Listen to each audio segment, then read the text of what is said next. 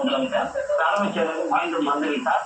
தலைமைச் செயலகம் வந்த முதலமைச்சரை போக்குவரத்து துறை சார்பாக போக்குவரத்து துறை அமைச்சர் தமிழன் பாண்டியன் தூய்மைக்கு குறித்து வரவேற்கக்கூடிய அந்த காட்சிகள் நம்மால் பார்க்க முடிகிறது.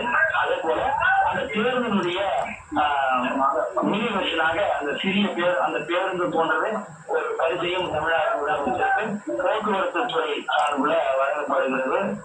மினியேச்சர் பஸ் என்று சொல்வார்கள். இது சிறிய வகையான அந்த பேருந்தை முதலமைச்சருக்கு பரிசாக வழங்கியிருக்கிறார் போக்குவரத்து துறை அமைச்சர் தமிழன் பார்த்திபன். அதே போல துறை அந்த புதிதாக இயக்கப்பட்ட பேருந்துகள் குறித்து முதலமைச்சரோடு அந்த கலந்துரையாடி வரக்கூடிய அந்த காட்சிகளையும் பார்க்க முடிகிறது.